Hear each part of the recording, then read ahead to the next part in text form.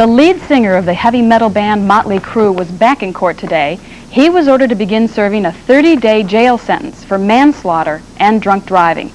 24-year-old Vincent Neil Wharton will surrender himself at the Gardena City Jail on July 14th. Last July, he pleaded guilty to manslaughter and drunk driving charges in the head-on crash of his car in December of 1984. A passenger in his car was killed, and 2 others were hurt. In the 1980s, rock wasn't just music, it was a movement, and Mötley Crüe was leading the charge, loud, rebellious, unapologetically wild. But on a quiet December night in 1984, the party took a turn.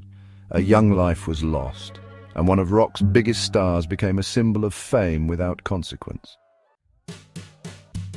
By the mid-80s, Mötley Crüe was riding high.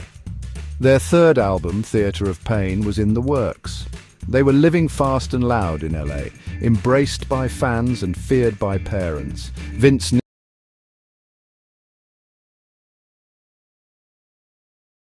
Meanwhile, across the Atlantic, with his flowing Finnish British band party boy Hanoi Rocks was the starting to make waves. Their drummer Nicholas Razzle Dingley was just 24, magnetic on stage, beloved off of it. When the band landed in Los Angeles to tour, their paths inevitably crossed with Mötley Crüe. Razzle and Vince hit it off instantly, both young, wild, and deep in the lifestyle. But what began as a friendship bonded by rock and roll would end in tragedy. December 8, 1984, Redondo Beach, California. Hanoi Rocks was taking a break from touring, partly because their frontman Michael Monroe had broken his ankle. So naturally, Mötley Crüe invited them to a party at Vince Neil's beachfront home. Booze flowed freely, everyone was intoxicated, the kind of night that was ordinary in their world. But then someone suggested a liquor run. Despite being heavily drunk, Vince Neil grabbed his keys. His car? A 1972 Ford Pantera, sleek, fast and unforgiving.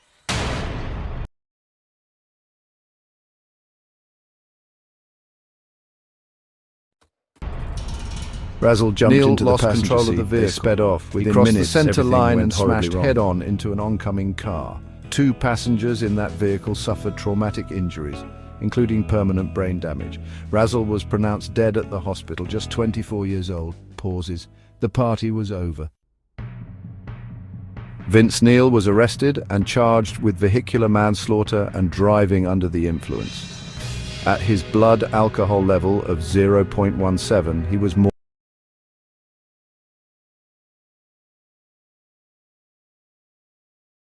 than double the legal limit. The maximum sentence of the 30 days in jail, but in the end, just 50. Neil took a plea deal. To many, it felt like a slap on the wrist, a tragedy buried beneath platinum records and pyrotechnics. Hanoi Rocks never fully recovered. Their momentum was destroyed. Michael Monroe would later say that after Razzle died, the spirit of the band died too. Mötley Crüe, on the other hand, continued their rise. Theatre of Pain released the following year and the band exploded even bigger. Fans mourned Razzle, but Neil was back on stage. But guilt lingered. Vince has spoken about the incident in interviews, usually briefly, often with visible pain. He claimed he struggled with the loss and the trauma, but critics say he never truly faced accountability. This wasn't just another rock star gone too far story, it was a turning point, a tragic reminder of how excess could kill. To this day, fans debate whether justice was served. Razzle Dingley, full of talent and potential, became a casualty of a lifestyle glamorized but rarely punished. In the end, the question remains, if it had been someone else, someone without the fame, the lawyers, the spotlight, would the sentence have been the same? Razzle 84. Fame is power. Razzle Dingley, but even under 1960 to 1984, shadows still fall.